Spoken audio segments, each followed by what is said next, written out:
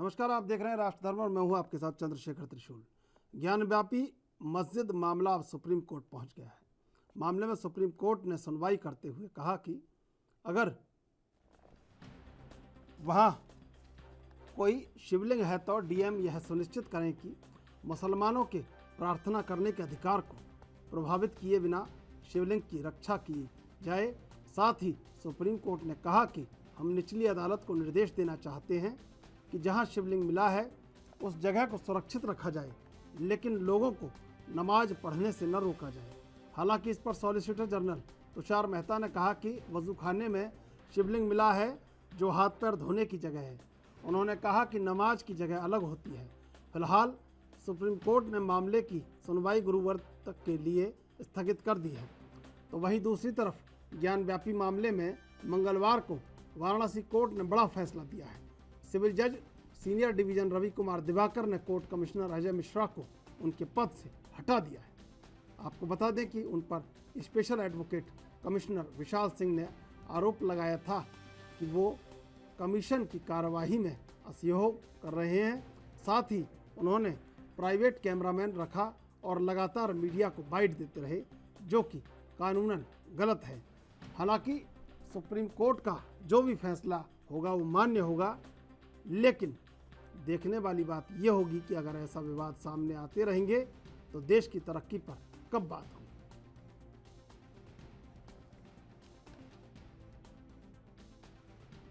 सिधाई का नाजायज़ फ़ायदा है सर, ऐसा कुछ नहीं है। जो भी है आप 1 डे से जो भी लगे रहे हैं, सब लोग मुझे जान रहे हैं। मैंने ऐसा कोई भी काम नहीं किया है जिससे न्यायालय की गरिमा धूमिल हो और गोपनीयता भंग हो। कुछ 2 आरोप लगाए, एक तो सहयोग नहीं किया आपने और दूसरा कि आपने गोपनीयता को भंग किया। विशाल जी मेरे सामने बैठ जाएं और वो अपने हृदय पे हाथ रख के कह दें मैंने उनका सहयोग नहीं किया, मैं मान लूँगा। कोई भी डिबेट उनसे नहीं करूँगा। 2 बार आरोप लगाए, एक तो कि मुस्लिम पक्ष ने लगाया कि आप जो है पक्षपात कर रहे हैं, दूसरा ये लगाया कि सहयोग नहीं कर रहे हैं। ये तो न्यायालय ने डिसाइड किया ना कि मुस्लिम पक्ष का तो डिसाइड हो गया ना कि मैं जो है पक्षपात नहीं कर रहा था। मुझे तो विशाल जी के आरोप पे हटाया गया है।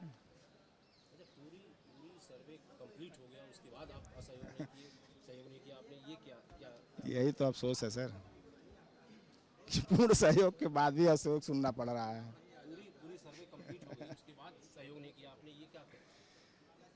अब इस चीज़ को आप भी समझ सकते हैं, मैं भी समझ रहा हूँ, लेकिन कुछ कह नहीं सकता। न्यायालय की गरिमा है, उसका ख़त्म कुछ नहीं होगा सर। इस आरोप को लेके झेलूंगा, लेकिन इस बात का कष्ट हमेशा रहेगा मुझे विशाल जी से कि नहीं, इन्होंने अपनी महत्वाकांक्षा पूर्ण करने के लिए मुझे नीचा दिखाया है। पहले से कोई जाति दुश्मनी या कोई इस तरह का कुछ पहले से कुछ रहा? हमारा उनका कुछ नहीं, मेरा अभी मैं तो उनको जानता भी नहीं था। जो है इसी कमीशन के दौरान हमारी उनकी मुलाकात हुई। यही तो मुझे समझ में नहीं आया कि उनसे मुझे क्या बैर हो गया कि उन्होंने मुझे ऐसा कर दिया। जो है इससे क्या फ़र्क पड़ेगा आपके करियर पर? कुछ फ़र्क पड़ेगा? ऐसा कुछ नहीं है सर, मेरा करियर सामान्य था और सामान्य ही रहेगा।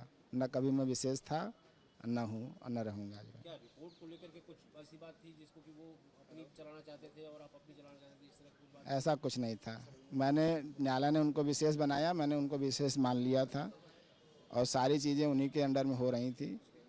आप वादी और प्रतिवादी किसी भी पद से पूछ सकते हैं कि जो भी उन्होंने किया है 12 से 5 तक जो अभी तक कार्रवाई हुई है, सारे उन्हीं के निर्देशन में हुई है।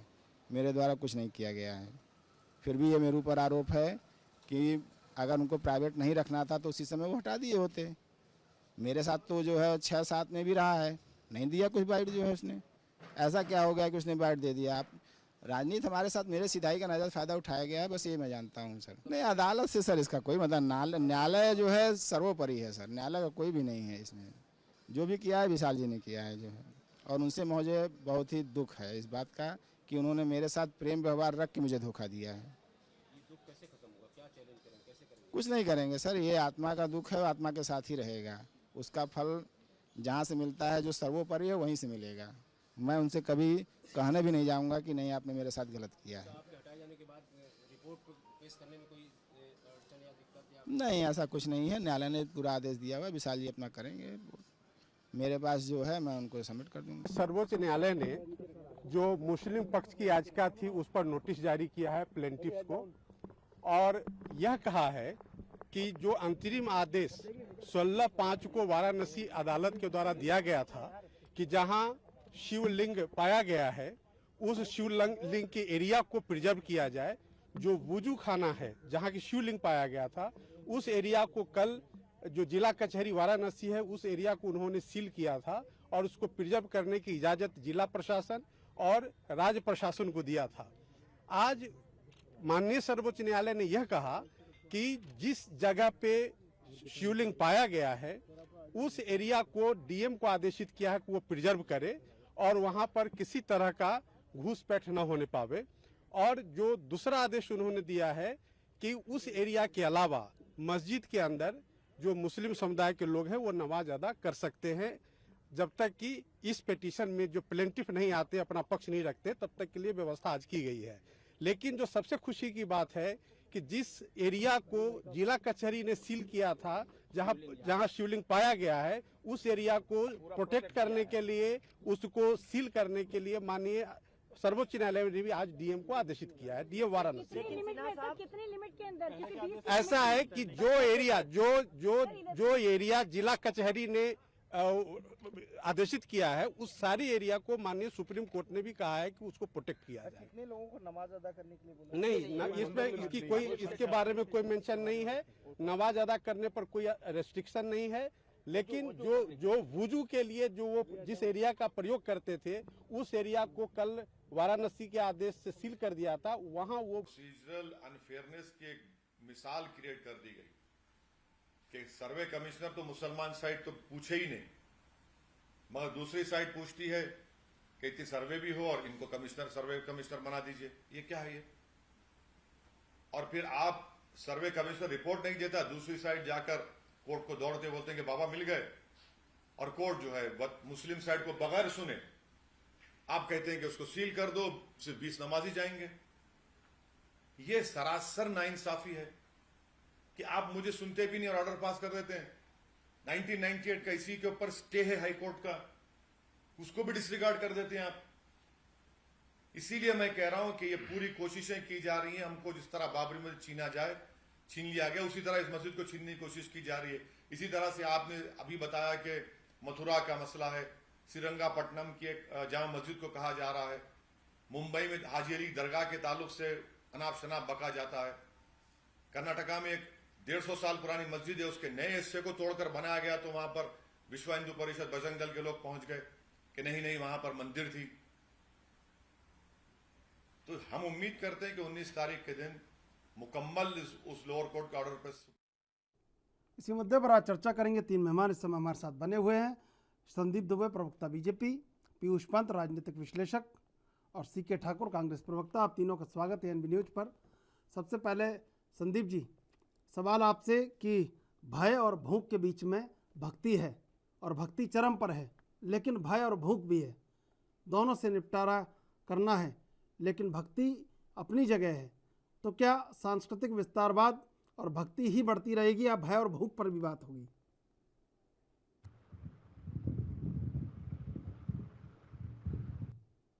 सकारात्मक भी है और नकारात्मक भी दृष्टिकोण रखता है। सकारात्मक इस तरह है कि राइट टू सबको भक्ति का अधिकार है इस देश के अंदर, और सब अच्छा करें, सब सुखी रहें और सब लोगों का सर्वांगीण विकास हो, ये सरकार का मत है, सरकार ये चाहती है।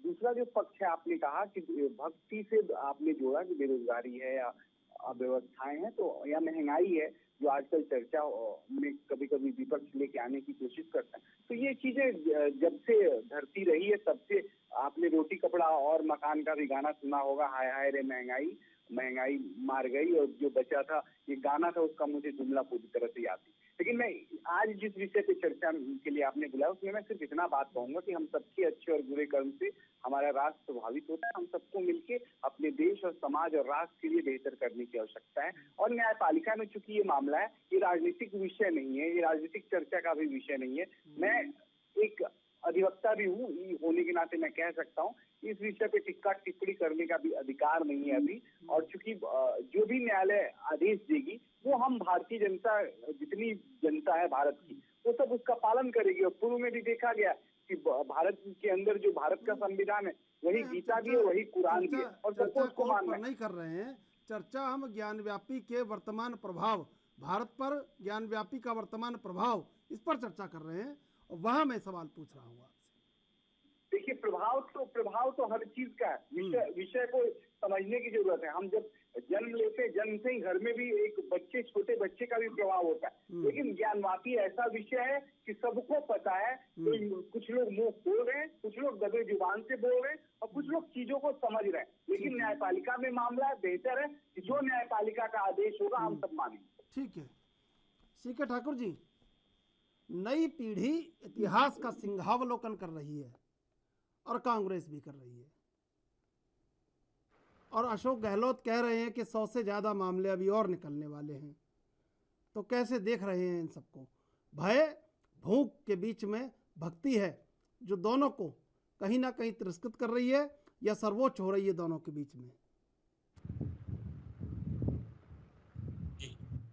जी देखिए, अभी तो मामला चूंकि उच्च न्यायालय और फिर सर्वोच्च न्यायालय जाएगा, फिर अभी लोअर कोर्ट में है अभी मामला, और वहाँ आज फैसला देना भी बाकी है। 2-3 दिन में फैसला आएगा, तो इसमें हम लोग को कोई टिप्पणी करना अनुचित होगा।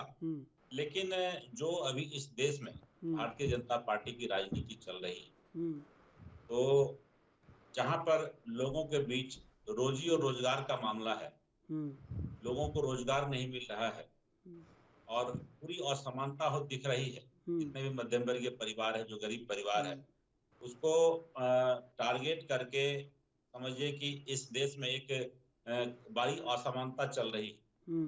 तो इसको खत्म करना चाहिए माननीय प्रधानमंत्री जी को, भारतीय जनता पार्टी के लोगों को। लेकिन कुछ अलग हटके आज जब भूख ही नहीं रहेगी पेट में, जब हम लोग अतृप्त रहेंगे, भूखे रहेंगे, भक्ति कहाँ से होगी? लेकिन भूखे पेट आज भक्ति जगाने की कोशिश कर रहे भारतीय जनता पार्टी, और इसको अपने उस मुकाम पे ले जा रही है जो 2024 मिशन है इनका, कि ताकि जो भी हमारा हिंदू समाज से टैग्ड लोग हैं, जो जिनको लगता है कि राम हमारे हैं और राम के भरोसे नैया पार होगी, तो सबको जोड़ जोड़ करके वो 2024 का टारगेट लेकर के चल रहे हैं। और माननीय उच्च न्यायालय के शरण में सब कुछ है, इसलिए हम लोग उसमें कोई टिप्पणी नहीं कर सकते, क्योंकि कोर्ट का अवमानना होगा, इसलिए हम उस पर कोई टिप्पणी नहीं करेंगे त्रिशूल भाई। लेकिन आज की जो स्थिति है उनमें माननीय मोदी जी, माननीय जो हमारे गृह मंत्री हैं, इन सबको चाहिए था कि इस देश में एक अलग माहौल बना करके हिंदू मुस्लिम जो गंगा जमनी तहजीब की बात हम लोग करते आते हैं, उसको आगे लेके चलने की जरूरत थी। लेकिन आज एक बड़ा खाई बना रहे हैं, ये अच्छी बात नहीं। ठीक है, पीयूष पंत जी, वैशाली की नगर पदू का पेश पलट रहा हूँ और आम्रपाली का एक एक संवाद मुझे याद आ रहा है, आपको भी याद आ रहा होगा। और ये जो नई पीढ़ी इतिहास का सिंहावलोकन कर रही है, तो दरअसल हम किस ओर जा रहे हैं? देखिए चंद्रशेखर जी, ये हम जो है इतिहास को या इतिहास की जो जातियां अगर कही जाए, तथाकथित जातियों को ठीक करने के चक्कर में अपना वर्तमान और भविष्य जो है उसको संकट में डाल रहे हैं। ये मुझे ऐसा लगता है। और ये अभी देखिए, ये बात और भी पूर्व जो हाई कोर्ट के जजेस हैं उन्होंने भी ये बात कही है। और ये निश्चित रूप से देखिए, अगर आप गड़े मुर्दे उखाड़ते रहेंगे और राजनीति करने के ध्येय से, तो निश्चित रूप से वर्तमान और भविष्य आप अपना बर्बाद कर देंगे। खासकर जो है धार्मिक स्थलों को लेके, क्योंकि अगर धर्म हावी हो जाएगा तो जो है आपका भविष्य बर्बाद हो जाएगा। ये हम देख रहे हैं, अपने पड़ोसी देशों में हम देख रहे हैं लगातार, और अपने देश में भी देख रहे हैं। आप देखिए जिस तरह से 90 आप देखिए जो महंगाई का आंकड़ा है वो 15 के ऊपर चला गया है। वो 15 के ऊपर चला गया है महंगाई का आंकड़ा जो है कि वो। और आप देखिए 90 करोड़ जो रोजगार, जिनको रोजगार चाहिए, ऐसे लोगों में 45 करोड़ लोग रोजगार ढूंढना बंद कर चुके हैं। उनकी हताशा का ये आलम है। और आप देखिए महंगाई की बात मैंने करी आपसे, उसके बाद कहीं पे जो है कि रोजगार क्रिएशन नहीं हो रहा है। आपका जो है फॉरेन एक्सचेंज जो है, आपका फॉरेन एक्सचेंज रिजर्व लगातार बढ़ता चला जा रहा है। वो एनपीए लगातार बढ़ता चला जा रहा है। आप देखिए बैंकों, बिल्कुल मैं आपका जवाब लूंगा, लेकिन इससे पहले लेंगे एक छोटा सा ब्रेक के बाद फिर हाजिर होंगे।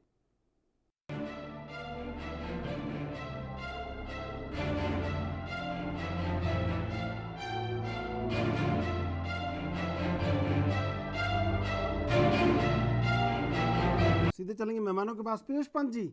लेकिन सबसे बड़ी बात यह है कि इस सिंहावलोकन में हम जो देख रहे हैं वो ये भी देख रहे हैं कि वर्तमान की मूलभूत आवश्यकताओं को, बुनियादी ज़रूरतों को पूरी तरह तिरस्कृत किया जा रहा है, दबाया जा रहा है और सिर्फ धर्म हावी है। तो क्या ये धर्म उन्नति का सबसे बड़ा माध्यम है? नहीं, देखिए, धर्म जो है, धर्म की जगह अपनी है, उसके व्यक्तिगत जीवन में, इंसान के व्यक्तिगत जीवन में होती है और बहुत श्रद्धा के साथ वो उसका धर्म का पालन करता है। लेकिन धर्म जब जो है कि वो आपकी राजनीति का आधार बन जाए, उसका लक्ष्य बन जाए और धर्म के आधार पे चीजें जो है तय होने लगे, तो वो निश्चित रूप से देखिए वो डैमेज करता है, नुकसान पहुंचाता है। अगर आप देखिए, बहुत दूर मत जाइए, आप मुगल एम्पायर्स की बात देख लीजिए, आप जितनी मुगल कंट्रीज हैं उनको देख लीजिए और आप जो है अपने पड़ोस में देख लीजिए। सबसे जो ताजा उदाहरण है श्रीलंका का, जहाँ की एक धर्म गुरु, एक धर्म संसद बनाई गई, धर्म गुरुओं की कमेटी बनाई गई, वो सरकार को डिसीजन देती, सजेशन देती थी कि क्या डिसीजन लिया जाए। आज हालत क्या हो गई है वहां देखिए, वहां पे नस्लवाद इतना हावी हो गया था कि वहां अल्पसंख्यकों के खिलाफ जिस तरह से वो, चाहे हिंदू अल्पसंख्यक हो, चाहे सिंगली हिंदू अल्पसंख्यक हो, चाहे तमिल हिंदू अल्पसंख्यक, मुसलमान हो, क्रिश्चियन हो, सबके खिलाफ वहां पे जो है बौद्धों ने जो है वो बहुत ज्यादा जो है एक्सप्लॉयटेशन किया। और धर्म गुरु जो है वहां की जो है कि नीतियों को, देश की नीति को तय करने लगे। उसका परिणाम हम आज देख रहे हैं। सिर्फ आज की खबर थी कि 1 दिन का पेट्रोल और डीजल बचा है श्रीलंका के पास। तो इसीलिए मैं आपसे कह रहा हूं कि धर्म अपनी जगह है, होना चाहिए।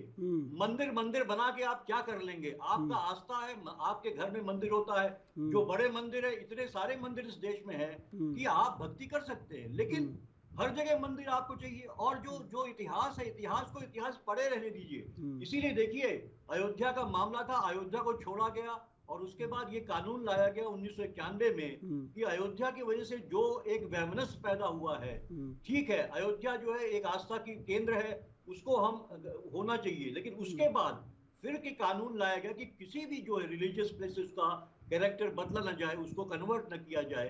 ये कहा गया ताकि जो है कि इस देश का जो सेकुलर कैरेक्टर है, यहाँ की जो शांति है, यहाँ जो भाईचारा है और यहाँ का जो देश का आगे बढ़ने का भविष्य है, वो प्रभावित न हो।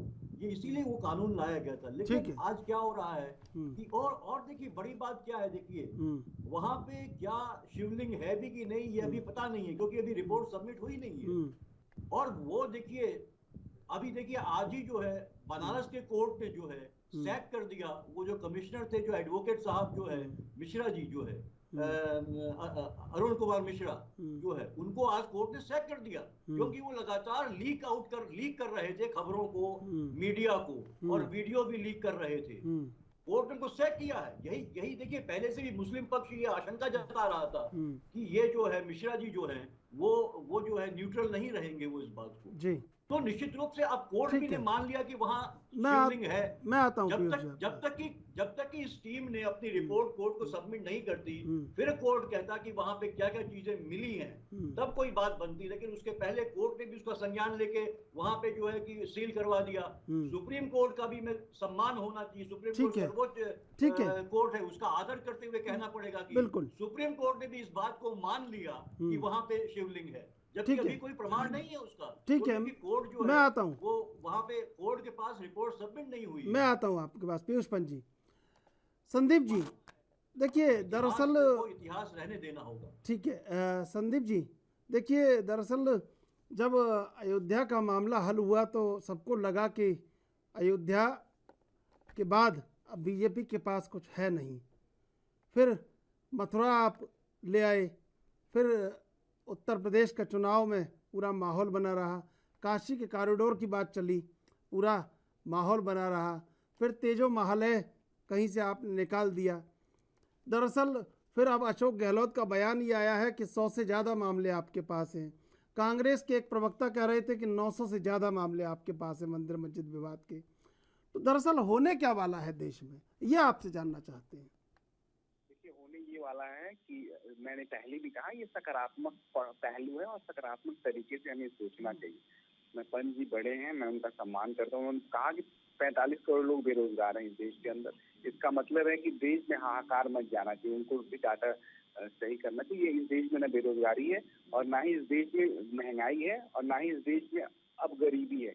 आज की डेट में हर व्यक्ति को एक दिशा मिला हुआ है और बेहतर ढंग से जीविका उपार्जन कर रहा है और राष्ट्र जो है आगे बढ़ा। हाँ, कोविड काल में थोड़ी सी मजबूरियां रही होंगी, उस मजबूरियों से हम सब उबर चुके हैं। नए सिरे से सारे भारतीय दौड़ लगा रहे हैं और आने वाले समय में हम भारत को विश्व गुरु बनाएंगे, इसका प्रतिबद्धता है और सब भारतीय अपना अपना लक्ष्य निर्धारित करके अपना काम कर रहे हैं। दूसरी महत्वपूर्ण बात, जब धर्म की बात आती है, किसी मंदिर की बात आती है, किसी हिंदू की बात आती है, तो ये न्यायालय में गया है मामला और भारतीय जनता पार्टी तो न्यायालय में नहीं गई है, कोई पक्षकार गया है न्यायालय में, न्यायालय उसका फैसला देगी। भारतीय जनता पार्टी पे ब्लेम गेम शुरू हो गया है, क्यों? क्योंकि उसका राज्य है, वो राज्य कर रहे हैं उत्तर प्रदेश में, देश में।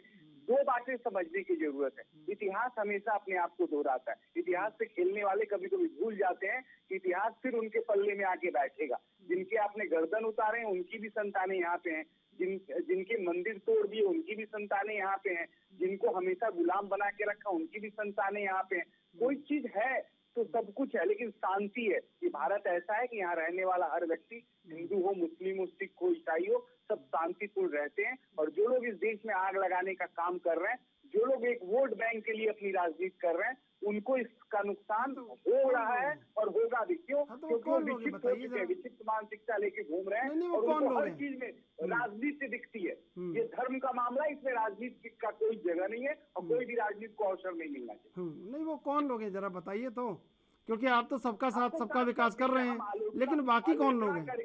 आलोचना करके अपने आप को गंदा क्यों करें, अपनी चित्त को अपवित्र क्यों करें? मेरा मन पवित्र है, मेरा राज पवित्र है, मेरी धरती माँ पवित्र है, मेरा मंदिर पवित्र है, मेरा मस्जिद पवित्र है, मेरा गुरुद्वारा पवित्र है। सबको पवित्र तरीके से जीने का अधिकार है और किसी ने किसी का अधिकार छीना है तो अधिकार को दिलवाना सरकार का नैतिक धर्म है, कर्तव्य है। आप हमारा जमीन रख लेंगे या आपका जमीन मैं रख लूंगा, क्या आप नहीं ले पाए तो क्या आपका बेटे को जमीन नहीं मिलेगा क्या साहब? ये तो रूल ऑफ लॉ है। कोर्ट अगर कोई काम कर रही तो क्या सरकार करवा थोड़ी रही है? कोर्ट इंडिपेंडेंट है इस भारत के अंदर। कांग्रेस ने इतने सालों तक राज किया, इंडिपेंडेंट जुडिशरी बना के रखी। आज इंडिपेंडेंट जुडिशरी अपना काम कर रही है, उसी कांग्रेस के लोगों को, उन्हीं विपक्ष के लोगों को दिक्कत हो रहा है। आज वो तरह तरह के एलिगेशंस लगा रहे हैं, तो राजनीति में उनके भी कई स्टेट में उनकी सरकार है, उनको सोचना चाहिए। मैं इसीलिए बार बार कहता हूँ कि हर विषय को राजनीतिक के चश्मे से देखने के बजाय कुछ विषय को शुद्ध अंतःमन से भी देखना जरूरी है और सब लोगों को सत्य धारण करना चाहिए। आज अवसर आ गया, सब सत्य धारण करें, किसी को किसी पे दोष देने की आवश्यकता नहीं पड़ेगी। स्वयं में अपना मूल्यांकन कर ले, अपने को समझ ले, नया रास्ता इस भारत में बन रहा है, उस रास्ते पे चले। आपकी बात सुन के लग रहा है कि दुख कहीं रहा नहीं है भारत में, पीड़ा कहीं रही नहीं है, दर्द कहीं रहा नहीं है और कुछ ही समय पश्चात अब जो सूरज निकलेगा कल का, उसमें इतना उजाला होगा, इतनी तरक्की होगी, उसका कोई कहीं पे पूरे विश्व में कोई सानी नहीं होगा, जैसे आपको सुन रहा हूँ मैं। सोचने वाले लोगों का भारत है और मजबूत हो रहा है। बिल्कुल। सीके ठाकुर जी, सुना आपने संदीप दुबे को, और ऐसा बिल्कुल लग रहा है कि कुछ ही क्षणों में सारी समस्याएं हल हो जाएंगी और कितना भक्तिभाव से परिपूर्ण उन्होंने अपना उद्बोधन किया। एकदम ऐसे लग रहा है कि बिल्कुल कुछ है ही नहीं देश में। और कौन लोग हैं ये जो हल्ला मचा रहे हैं? कौन लोग हैं ये जो भय और भूख पर बात कर रहे हैं? कौन लोग हैं जो परेशान हो रहे हैं, महंगाई की बात कर रहे हैं, बेरोजगारी की बात कर रहे हैं? वो कौन लोग हैं? देखिए चंद्रशेखर भाई, आज यूक्रेन की स्थिति देख लीजिए। वो पूरे यूरोप से उम्मीद कर रहा है कि आप हमको हथियार दे, हमको पैसे दे, और रूस जो है उसको मारते जा रहा है, एक एक करके पूरा शहर ध्वस्त कर दिया, उसकी आर्थिक स्थिति खत्म हो गई। जिस हिंदुस्तान को ये कह रहे हैं कि हम विश्व गुरु बनने की बात कर रहे हैं, माननीय प्रधानमंत्री जी इस हिंदुस्तान को कहाँ ले जाकर खड़ा कर दिया इनको पता नहीं है शायद। इंटरनली मुद्रा इस ढंग से गिर चुका है यहाँ पर, और देश में इनका सिर्फ एक मुद्दा है कि अधिक से अधिक, देखिए इन्होंने 100 मंदिर को टारगेट किया। अभी मैंने देखा कि अमित शाह जी कुछ दिन पहले गया आए थे विष्णुपद मंदिर में। तो ऐसे हिंदुस्तान के 100 मंदिर को इन्होंने टारगेट किया, जहां से 300 विधानसभा लोकसभा टारगेटेड होता है, और उस मंदिर के सहारे ये अगला लोकसभा इलेक्शन जीतना चाहते हैं। लेकिन इनको ये पता नहीं है कि हमारी सामरिक स्थिति क्या है, हम अपने आप को कैसे ऊर्जावान बना दें ताकि दूसरे देश को हम कैसे जवाब दे पाएंगे, ये कहीं कुछ नहीं सोचते। जितने भी PSUs है जिस पर के हमारे पूरे राज्यों के लोग, पूरे देश के लोग कहीं न कहीं नौकरी करते थे, अपना जीवन यापन करते थे, सबको धीरे धीरे करके बेच करके और सिर्फ प्राइवेट लोगों को बेच रहे हैं। और यदि कोई राज्य सरकार उनसे खरीदना चाहती है, कि राज्य सरकार कहती है कि हमको वो आप दे दो, मेरे राज्य में है और मैं उसको चलाऊंगा, तो माननीय प्रधानमंत्री जी का खुद फोन जाता है, अमित शाह जी का फोन जाता है कि नहीं, आप खरीद नहीं सकते, ये नियम नहीं है, राज्य सरकार नहीं चलाएगी, इसको प्राइवेट जिसको मैं बेच रहा हूँ वही चलाएंगे। तो इस ढंग की अराजकता इस देश में है। और विश्व गुरु बनने के बाद बिल्कुल ठीक है ठाकुर जी, मैं आपका जवाब लूंगा, लेकिन इससे पहले लेंगे एक छोटा सा ब्रेक के बाद फिर हाजिर होंगे।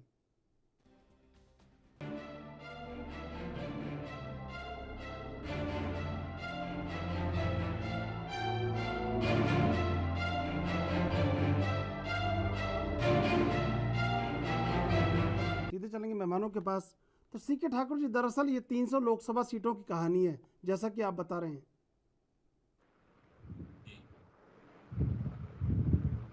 वही मैं कह रहा था कि इन्होंने 100 मंदिर, जो बड़े बड़े मंदिर हैं हिंदुस्तान के, उनको टारगेट किया है, वहां से ये अपनी राजनीति को करना चाह रहे हैं और 2024 का चुनाव लड़ना चाहते हैं। लेकिन लोगों को, जो लोग हैं, जो युवा हैं, उनको ये घर में समेट देना चाहते हैं। ये पाषाण युग में लोगों को ले जाना चाहते हैं। यदि पंजाब से लोग काम करने के लिए यदि झारखंड आ जाए, बिहार चले जाए या कहीं आ जाए, तो वो आने जाने का नहीं, वो कह रहा है अपने घर में रह के अपना काम कर लो, पकौड़े बेचो, अपना घर में लोन ले लो, दुकान खोल दो। तो इससे क्या होना है? लोग एक दूसरे के सांस्कृतिक विकास की ओर जाते थे, वो एक दूसरे को समझते थे। इनसे बिल्कुल ये मोदी सरकार जो है वो खत्म कर दिया इस परंपरा को। ये सिर्फ और सिर्फ प्राइवेट कंपनियों को, जहां PSU में, सरकारी नौकरियों में, बैंकों में लोगों को लाख रुपए महीने मिलते थे, आज अपने बाल बच्चों को अच्छे से पढ़ा लिखा सकते थे, आज private company like Adani, like Reliance, like Ambani, ये सब जगह जाकर के लोग मात्र 10,000 रुपये, 12,000 रुपये, 15,000 में सिमटा दिया लोगों को। तो लोग अब सिर्फ पेट पाल सकते हैं, अपना जीवन यापन कर सकते हैं, लेकिन अपना विकास नहीं कर सकते। आप बस अपना खाओ, जिस ढंग से अंग्रेज कैद करके लोगों को ले जाते थे दूसरे द्वीप में, और वहां ढोल मंजीरा दे करके कहते थे कि लोग रात दिन भर काम करो और शाम में गाना गाओ और सो जाओ। तो आज मोदी जी उसी तर्ज को पकड़ लिए हैं, और मतलब कहने का मतलब है कि भारत फिर से गुलाम हो गया। वो अंग्रेजों का गुलाम नहीं है, पूंजीपतियों के हम लोग गुलाम हो गए। अब हम लोग कुछ कर नहीं सकते। आप देखेंगे लोकसभा चुनाव में जितने लोगों को टिकट मिलना है, वो सिर्फ और सिर्फ पैसे वालों को देते हैं। आप लोकसभा के अंदर जितने लोग हैं भारतीय जनता पार्टी का, आप सबको टारगेट करके देख लीजिए, कौन कौन है, कौन पैसे वाले हैं, कौन व्यापारी हैं, कौन क्या है। तो लोकतंत्र की परिभाषा यहाँ बदल गई है, और ये लोग चाहते हैं कि बस इसी ढंग से देश की राजनीति चलते रहे और हम लोग अपना बिजनेस व्यापार करते रहे। जैसे अंग्रेज आए थे, यहाँ से लूट खसोट कर ले गए, और ये यहीं से लूट करके यहीं के लोगों को, पूंजीपतियों को बढ़ावा देते, आगे बढ़ाते हैं। किसानों की बात करते हैं, लेकिन किसानों को कोई फायदा नहीं मिलता है। केवल उसको 2 वक्त की रोटी देते हैं कि तुम अपना कमाओ खाओ, मैं 2,000 रुपए तेरे अकाउंट में डाल देता हूँ, अपना कृषि करो, लोकल में बेचो, बस तुम्हारा कहानी खत्म है। लेकिन सबसे अधिक जो पूंजीपति है, उनको सबसे अधिक सब्सिडी दे करके उनको आगे बढ़ाते हैं। ये बहुत बड़ी विडंबना है इस देश के लिए। अब आगे क्या होगा, ये तो ईश्वर ही मालिक है, हम लोग क्या कर सकते हैं। अब तो हम लोग न्यायपालिका के शरण में हैं, वो जो करेंगे सब लोग सुनेंगे। नहीं, वो दरअसल ये है कि कांग्रेस ने भी ये मान लिया कि हम क्या कर सकते हैं। इसलिए सबसे बड़ा ये भी एक सवाल है कि विपक्ष बड़ा कमज़ोर है इस समय। पीयूष पंत जी, देखिए सीके ठाकुर 300 लोकसभा सीटों का गणित भी बता रहे थे, मैं आऊँगा सीके ठाकुर जी, और तमाम चीज़ें बता रहे थे, लेकिन उनके बीच में एक बात है कि बीजेपी की बात लोग समझ क्यों रहे हैं और विपक्ष इतना कमज़ोर क्यों है। और शायद यही सबसे बड़ा कारण है कि बीजेपी जो कह रही है लोग सुन रहे हैं मन से। नहीं, देखिए, विपक्ष निश्चित रूप से, अगर हम देखें कि जो सफलता भारतीय जनता पार्टी को मिल रही है, उसकी तुलना पे विपक्ष कमजोर दिखाई दे रहा है। लेकिन ये भी एक फैक्ट है कि देखिए 35 से 37% जो है वोट मिलता है बीजेपी को, और वो पावर सत्ता में आते हैं, और बाकी 60 से 65% विपक्ष को ही मिलता है। पार्टियां अलग अलग हैं, इसलिए जो है वो बटा हुआ रहता है, लेकिन विपक्ष को मिलता है।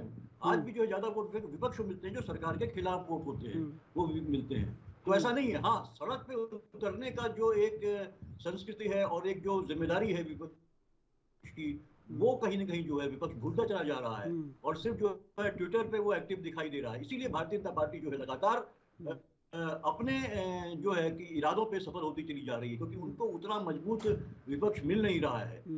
लेकिन देखिए हुआ क्या है कि एक्चुअली भारतीय जनता पार्टी ने पूरे ही जो नैरेटिव को बदल दिया है पूरा जो है, और एक हिंदू बहुसंख्यक जो है उसके एक कहे आपकी एक ऑनर की बात, गौरव की बात इस तरह से एक सामने ला दी है और वहीं पे मुसलमानों को आक्रांता दिखा के, तो उसमें जो है कि एक कंसोलिडेट करके पूरे अपने जो है कि वोट बैंक को, जो ये वोट बैंक की बात करते हैं कि मुसलमानों ये विपक्ष करता है, तो ये भारतीय जनता पार्टी भी अपना वोट बैंक कंसोलिडेट करती है और वो हिंदू कार्ड प्ले करके कंसोलिडेट करती है।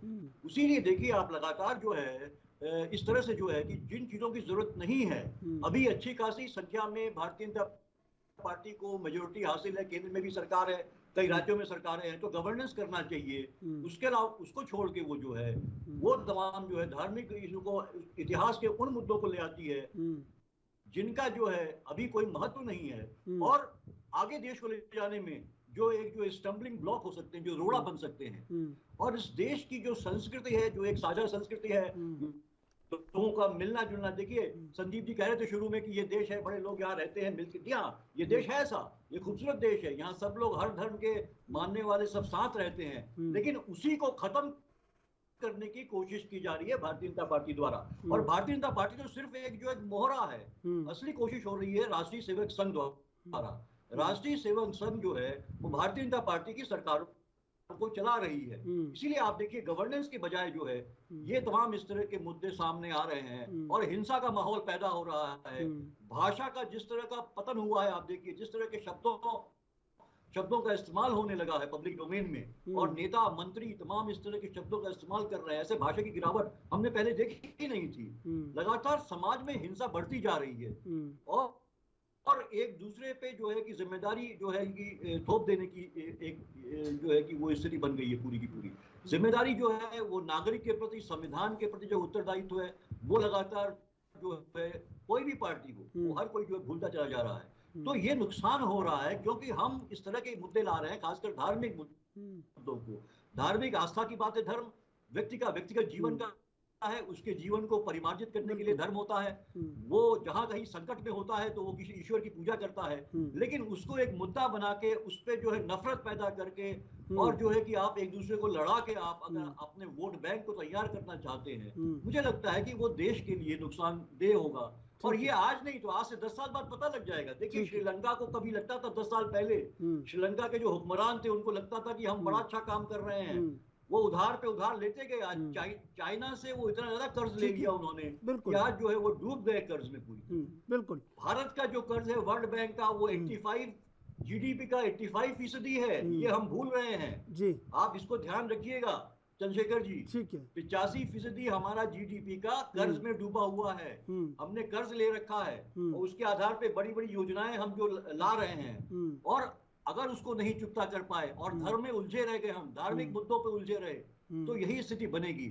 अगर हमारे इंडस्ट्रियल प्रोडक्शन नहीं बढ़ेगा, हमारी इकोनॉमिक एक्टिविटी नहीं बढ़ेगी, तो जो प्रोडक्टिव फोर्सेस है उनको भी हम जो है बिल्कुल बेकार बना दे रहे हैं। ठीक है, रोजगार नहीं पैदा होंगे तो हमारी भी स्थिति वही बन जाएगी। फिर आप वाकई सिर्फ राम राम जपिए, सिर्फ राम राम जपिएगा और कुछ नहीं मिलेगा, पेट खाली रहेगा आपका। ठीक है, यही स्थिति बन जाएगी। इसलिए मुझे लगता है कि अभी सोचना होगा भारतीय जनता पार्टी के नेताओं को भी, उनके कार्यकर्ताओं को भी, और खासकर जो उनके अनुशांसिक संगठन है, जो बजरंग दल और ये सब, उन पे एक नकेल कसनी होगी कि इस देश के माहौल को बिगाड़े नहीं और विकास को आगे ले जाए। जिस विकास के नारे के साथ मोदी जी आए थे 2014 में, उस विकास को वाकई और आगे ले जाए। सिर्फ कह देने से कि हम विश्व गुरु हो जाएंगे, मुझे नहीं लगता। पिछले जो 5 साल में जितनी बदनामी भारत की हुई है, विश्व गुरु आप कहां से बनेंगे? इकोनॉमी आपकी कहां पहुंच रही है? जो आप मैं आऊंगा पीयूष पंत जी, इकोनॉमी की बात कर रहे थे, पीयूष पंत जी मैं आऊंगा, आप उससे बहुत, मैं आऊंगा आपके पास। संदीप जी माँ श्रृंगार गौरी की पूजा के लिए 4 महिलाएं मुकदमा दायर करती हैं और ले उड़ते हैं उसको। आप पूरे देश में, ये पूरा देश टकटकी लगाए देख रहा है कि कब क्या फैसला आना है। और पूरा फायदा आपको मिल रहा है। ये हुनर कहाँ से लाते हैं आप ऐसे? मुझे ये समझ में नहीं आ रहा कि देश में अगर कुछ अच्छा हो या बुरा हो तो बुरा जो देखन मैं चला बुरा ना दिखिया कोई, और जो दिन देखना अपना मुझसा बुरा न। हम लोग अपनी अपनी बुराई का क्यों नहीं परित्याग करते हैं? दूसरे की बुराई क्यों ढूंढते रहते, दूसरे को बुरा भला क्यों कहते रहते? देखिए ये देश है, ये देश सबका है, सबको न्याय पाने का अधिकार, और सरकार की नैतिक जिम्मेदारी है रूल ऑफ लॉ को कायम करे। और आज रूल ऑफ लॉ है, न्यायपालिका सत्संग होकर एक आदर्श रूपी कोई बात कह रही है या लोगों को न्याय मिल रहा है, तो इसमें हर्ष क्या है? और एक और बात मैं बता दूं, मैं पंत सर को आश्वासन देना चाहता हूँ, देश में अब हिंदू मुस्लिम नहीं हो सकता, इसमें हिंदुओं को मुसलमानों से, मुसलमानों को हिंदुओं से कोई नहीं लड़ा सकता। ये अयोध्या इसका जीता जागता उदाहरण है। इसके पीछे कारण है, कारण ये है कि सारे हिंदू समुदाय और मुसलमान समुदाय सब लोग दिल से हाथ रख के एक दूसरे के साथ भाईचारे से रहते। ये भाईचारे का डोर टूटेगा नहीं, लेकिन जिसका जहाँ हक है वो हक भी मिलना चाहिए, और हक हंसते हुए देना चाहिए, ताकि कल को आने वाले समय में दोनों लोग आंख उठा के एक दूसरे से बातें करें, रिश्ता और मजबूत हो, प्रगाढ़ हो, और एक दूसरे के साथ हम लंबे समय तक चल सके। देखिए सारा अगर काम लोग कह रहे हैं कि कुर्सी के लिए हो रहा है, तो विपक्ष को भी कुर्सी के लिए कुछ करना चाहिए। विपक्ष कुर्सी के लिए सिर्फ मोदी जी की बुराई करती है, विपक्ष कुर्सी के लिए अमित शाह जी की बुराई करती है, विपक्ष कुर्सी के लिए भारत सरकार की नीतियों की बुराई करती है। विपक्ष बुराई के अलावा करती क्या है ये तो पहले बताए। उन्होंने कौन से देश के लिए नया विचारधारा पनपा दिया, कौन से देश के लोगों को कहा कि एक भारत श्रेष्ठ भारत होना चाहिए? उन्होंने जितने भी नारे नहीं देखिए संदीप जी, उनकी आलोचना को हमने ताकत बनाई, और ताकत बना के देश में काम कर रहे हैं। देखिए वो चाहे बिहार हो या कश्मीर से कन्याकुमारी तक जो भी क्षेत्र भूगोल आता हो, आज कहीं भी आतंकवादी गतिविधियां नहीं हो रही। सब लोग अच्छे ढंग से सुखपूर्वक खुशपूर्वक रह रहे हैं, सब लोग अपना जीवन सीना तान के जी रहे हैं। क्या ऐसा भारत भारतीयों को नहीं चाहिए? और ऐसा भारत अगर भारतीय जनता पार्टी संदीप जी, दिया है तो संदीप जी देखिए ये आरोप करते हैं। आप बताइए हमें और क्या क्या करना है, हम वो करके देते हैं, करके दिखा के देते हैं। आप भी साथ आइए, हम सब लोग मिलकर करें। हम पहले भी कह चुके, अभी भी कह रहे हैं, और बार बार ये बात कहते हैं कि हम सबके अच्छे और बुरे कर्म से हमारा राष्ट्र प्रभावित होता है। हम सबको मिलकर अच्छा अच्छा करना है, अच्छा सोचना है, तभी ये देश अच्छा बनेगा। और आप भी सोचिए, मैं नहीं सोच पा रहा हूँ, आप सोचिए। अच्छी बात है कि नहीं हम तो कहाँ सोच पाएंगे, आप जितनी सोच, आपकी जितनी उच्च स्तर की सोच कहाँ से लाएंगे? बयानबाजी पर चर्चा जारी रहेगी। अभी लेंगे एक छोटा सा ब्रेक, ब्रेक के बाद फिर हाजिर होंगे।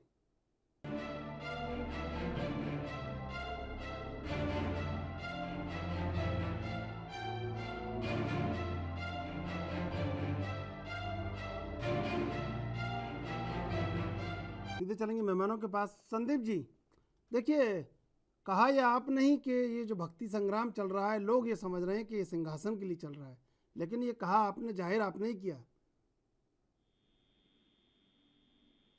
देखिए मैं स्पष्ट तौर से इस बात को बार बार कहता हूँ, और पूरा भारतीयों की सोच भी यही है जो मैं व्यक्त करना चाहता हूँ। ये व्यक्ति भी यही है, हर भारतीय बदलाव चाहता, अच्छे के लिए बदलाव चाहता है, कुछ अच्छा।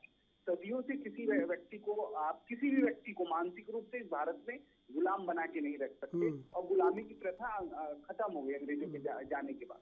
कांग्रेस का भी शासन रहा है, सभी पार्टियों ने राज किया, और पार्टियां, राजनीतिक पार्टियां विभिन्न प्रदेशों में राज भी कर रही हैं। लेकिन राजनीतिक स्वरूप इतना कभी नहीं बिगड़ा, और इस तरह कभी विपक्ष नहीं बना कि हमेशा 24/7 वो कुर्सी जो है प्रधानमंत्री की, उस कुर्सी की दौड़ में हमेशा प्रधानमंत्री जी की बुराई करता रहे, प्रधानमंत्री को अनैतिक नैतिक जितना पतन करना हो करता रहे, पूरे देश की व्यवस्था खराब हो गई बोलता रहे। ये मंदिर मस्जिद, ये नया नया जितने सबूफे हैं ये लेके आता रहे। ये देखिए विपक्ष का काम है, और विपक्ष हमेशा इस देश में फूट डालो और राज करो की नीति पे काम किया है। जातियों के बांट कर, और राजनीतिक शतरंज की तरह जिस तरह से भारत पे राज किया गया इतने वर्षों, पहली बार हुआ है कि पूरा भारत एक होके काम कर रहा है और एक सुख में पिरोया हुआ है। बहुत अच्छी बात कह रहे थे हमारे सर कि भाई भारत एक हो रहा है, भारत को एकता के सुख में पिरो रही है सरकार। लेकिन इसमें हर्ज क्या है? एक होने दीजिए, तभी तो ताकत बढ़ेगी भारत की, तभी तो भारतीयों को एहसास होगा कि हम भारतीय बन के कितने मजबूत हैं, हम क्या क्या कर सकते हैं, हमारी ताकत का क्या प्रतिफल है। आने दीजिए नतीजा, होने दीजिए, भारत को मजबूत होने दीजिए। हम में आप में सब में अच्छा फिर वो आने दीजिए, फिर वो समानता आने दृश्य दीजिए, फिर वो अवसर मिलने संदीप दीजिए। जी संदीप जी फिर वो दृश्य सड़कों पर नजर नहीं आएंगे कि बेरोजगार अगर प्रदर्शन करें तो उनको लाठियों से मारा जाए, ये दृश्य नहीं आएंगे। सड़क पर लोग रेडियां लगा रहे होंगे, एक महिला की आंख चूहे कुतर जाएं हॉस्पिटल में, ये नहीं दृश्य आएंगे ना। आजादी के बाद किसी सरकार ने काम नहीं किया, ये बात सत्य है कि सरकारी नौकरियां नहीं है, लेकिन प्राइवेट सेक्टर को जो ग्रोथ मिली है, बढ़ावा मिला, आज उसी का नतीजा है कि भारत के अंदर नहीं तो बेरोजगारों को लेके देश भर में आंदोलन कभी भी खड़े हो जाते, देश भर में महंगाई को लेकिन इन 8 सालों में परिवर्तन आया है। आज आम आदमी की क्रय क्षमता बढ़ी है, आम आदमी स्वरोजगार में लगा है और भारत सशक्त हो रहा है। गांव से लेके आप शहर तक चले जाइए, गांव में भी बिजली, पानी, मूलभूत सुविधाओं की व्यवस्था केंद्र सरकार ने की है। पूरे भारत की बात बता और रहा हूं। ये संदीप जी ज्ञान व्यापी का फैसला आते आते सारी चीजें स्थिर हो जाएंगी, बहुत सारी तरक्की हो जाएगी देश की। बिल्कुल, आप अगर बिजली की व्यवस्था कर दे, रोड की व्यवस्था कर दे, बेहतर स्वास्थ्य शिक्षा की व्यवस्था कर दे, मूलभूत ढांचा ठीक होगा, भारतीय अपने ताकत से इस भारत का नक्शा बदल सकते हैं। और ये आम गांव से लेके और इसके लिए भक्ति मार्ग जरूरी है, इसके लिए भक्ति मार्ग और भक्ति संग्राम दोनों जरूरी है। नहीं, भक्ति तो हम सबके भाव में, हमारे राम हमारे सबके, अभी हम जो सांसें ले रहे हैं वो भी राम का ही साथ है, तो भक्ति तो होना चाहिए। भक्ति को तो भारत से आप अलग नहीं कर सकते, भारत भक्ति से विमुख होकर भारत रह भी नहीं सकता, क्योंकि भारत का जो सांस्कृतिक राष्ट्रवाद है और जो भारत की संस्कृति है, लेकिन भक्ति का राजनीतिक इस्तेमाल ये भी तो नहीं होना चाहिए। देखिए, राजनीतिक जो लोग इस्तेमाल कर रहे हैं उनको नहीं करना चाहिए, मैं साफ साफ कहना चाहता हूँ और स्पष्ट करना चाहता हूँ। ये बहुत बड़ा संदेश आपने दिया है, ये बहुत बड़ा संदेश दिया है। मैं कांग्रेस के प्रवक्ता से पूछ लेता हूँ, सबको अधिकार है, ये आपने बहुत बड़ा संदेश दिया है, मैं पूछ लेता हूँ। सीके ठाकुर जी, अधिकार है। सीके ठाकुर जी, देखिए संदीप दुबे ने बहुत बड़ा संदेश दिया है कि भक्ति का राजनीतिक इस्तेमाल नहीं करना चाहिए किसी को भी।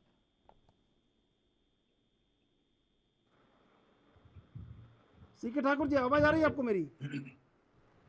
जी बताइए। सीके ठाकुर जी, देखिए बहुत बड़ा संदेश दिया है संदीप दुबे ने, ये कहा है कि भक्ति का राजनीतिक इस्तेमाल नहीं करना चाहिए किसी भी दल को, ये बहुत बड़ी बात कही है उन्होंने। देखिए, संदीप जी भारतीय जनता पार्टी की राज को आलाप रहे हैं, देश की जनता से इनको कोई मतलब नहीं है, इनको कुछ लिमिट लोगों से मतलब है। देश की जितनी 135 करोड़ आबादी की जो मोदी जी कहते हैं कि हमारी ताकत 135 करोड़ की आबादी है, तो उस 135 करोड़ में इन्होंने 80 करोड़ लोगों को केवल राशन पे डिपेंड करा दिया कि भाई राशन लो, खाओ, जियो और वहीं तक रहो। और गैस का जो कनेक्शन इन्होंने दिया महिलाओं को, गरीब महिलाओं को बोल करके, वो एक बार कनेक्शन दे करके उनको चुप हो जाते हैं, फिर दोबारा सिलेंडर का, ये बड़ा घोटाला है। इस पर देखिए, मैं बार बार कह रहा हूँ, ये कांग्रेस पार्टी अपने लोगों पे नजर रखती थी, अपने मंत्रिमंडल पे नजर रखता था, अपने उनके अंदर जो नौकरशाह थे उन पर नजर रखती थी, कोई घोटाला तो नहीं कर रहा है, कोई चोरी तो नहीं कर रहा है, और उसको पकड़ती थी। लेकिन यहाँ तो सब मिल करके चोरी कर रहा है, सेंट्रलाइज जो व्यवस्था है चोरी का, और वो इसको लोग किसी पर आरोप नहीं लगाते। और ये कहते हैं कि घोटाला, कांग्रेस में यदि कोई मंत्री घोटाला करता तो कांग्रेस के लोग, प्रधानमंत्री उनको पकड़ने का काम करता था, सीबीआई पकड़ने का काम करता था। लेकिन आज जो इनके पास सीबीआई है, आज इनके पास जो ईडी है, केवल वो काम कर रही है कि उस राज्य सरकार में, किस राज्य सरकार में विपक्ष की सरकार है, और उसको कैसे तोड़ करके, कैसे ईडी के बल पे उसको तोड़ करके वहां से अपनी सरकार को बनाने की कोशिश करते हैं। मतलब पूरी तरह से देश में अराजकता फैला करके रखा है। आप देखेंगे आरबीआई ने साफ कहा कि और भी जो रेट ऑफ इंटरेस्ट घट सकता है, लोगों के पास मतलब त्राहिमाम मचने वाला है इस देश में। आप श्रीलंका की स्थिति देख रहे हैं, आप बांग्लादेश की स्थिति क्या होने वाला देख रहे हैं, हिंदुस्तान कहीं न कहीं उसी कगार पे जा रहा है। इनको ये चिंता नहीं है। बिल्कुल, समय समाप्त होता जा रहा है, बिल्कुल समय, हाँ समय कम है, मैं संक्षिप्त जवाब मैं आपसे लूंगा। पीयूष पंत जी, देखिए बड़ा ये जो कहा, बड़ा वाक्य इस्तेमाल किया संदीप दुबे ने कि भक्ति का राजनीतिक इस्तेमाल नहीं होना चाहिए, और ज्ञान व्यापी का फैसला आते आते सारी चीज़ें एकदम सुव्यवस्थित हो जाएंगी, कोई भूखा नहीं रहेगा, कोई भयग्रस्त नहीं रहेगा, सबको रोजगार मिल जाएगा। बिल्कुल, देश इसीलिए शायद टकटकी लगाए दिख रहा है। क्या यही बात है क्या, या कुछ और बात है? देखिए चंद्रशेखर जी, मैं ये मानता हूँ कि देखिए जो उन्होंने बात कही पहली वाली, जो संदीप जी ने, कि भक्ति का राजनीतिक इस्तेमाल नहीं होना चाहिए, यही बात मैं भी शुरू से कह रहा हूँ और यही होना भी चाहिए। और लेकिन ये बात इनको, मैं मानता हूँ कि संदीप जी जो है, इसीलिए एक्सक्यूज मी, मैं कहता हूँ संदीप जी जो है Atal Bihari Vajpayee school of thought जो है उसको फॉलोवर है। ये वो जानते हैं कि एक मतलब क्या चीज है जो इस देश के लिए जो है नुकसानदेह हो सकती है। लेकिन ये बात इनको अपने जो नेता हैं उनको भी समझाना चाहिए, जो अब अयोध्या का मामला सेटल होने के बाद देश को आगे बढ़ना चाहिए। लेकिन काशी मथुरा बाकी अगर नारा लगाने वाली भाजपा राजनीतिक फायदे के लिए उसको लगातार जो है इतिहास के गड़े, अरे इन्होंने तो 900 मंदिर मस्जिदों की लिस्ट ढूंढ ली है पीयूष जी, 900 मंदिर मस्जिदों की लिस्ट ढूंढ ली है इनकी व्यापक। लेकिन वहीं पे आप मैं ध्यान दिला दूंगा कि जो कॉरिडोर बनाया, काशी विश्वनाथ कॉरिडोर बनाया है, उसमें हजारों छोटे छोटे मंदिर जो है ध्वस्त हो गए और वो आज भी उनका मलबा पड़ा हुआ है कहीं पे, उसकी कोई चिंता नहीं है। वहां पे जो ये धर्म की फिर बात नहीं आती है।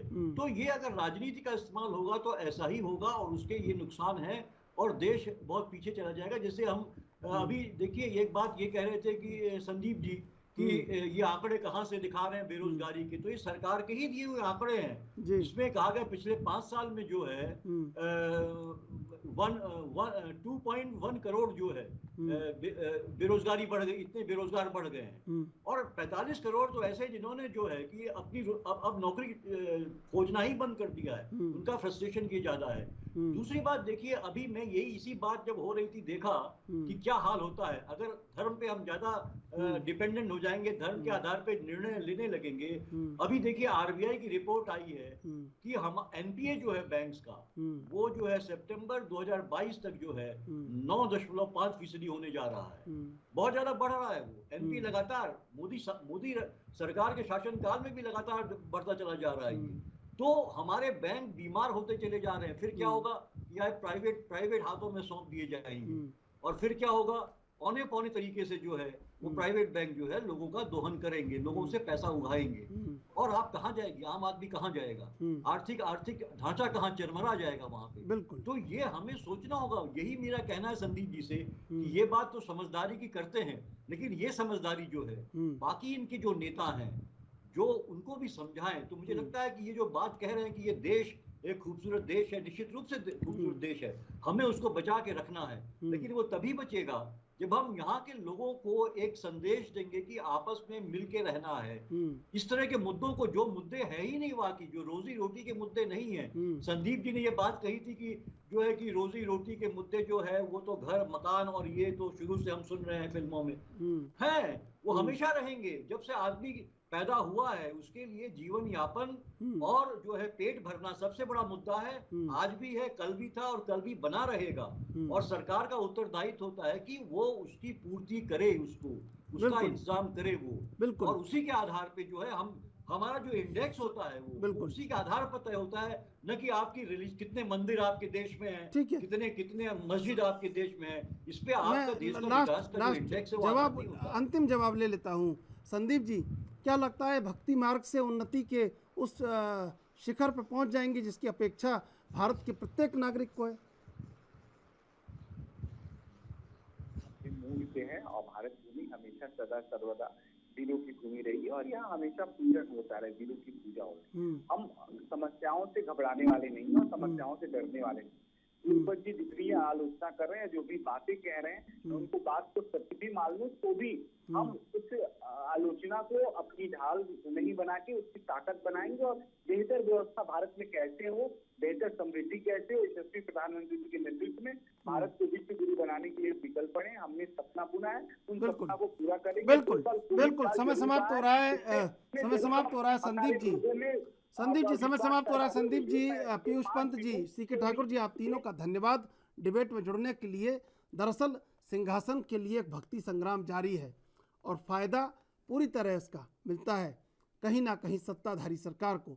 तो अब ऐसे में सत्ताधारी सरकार को कहीं ना कहीं ये लगता है कि अयोध्या के बाद और प्रकरण निकले और देश भक्ति मार्ग में चलता रहे और इसी भक्ति मार्ग से उन्नति की नई कहानी लिखी जाए, जो कि लगभग असंभव है, लेकिन फिर भी सत्ता इसको संभव करने का हर रास्ता लोगों को दिखा रही है।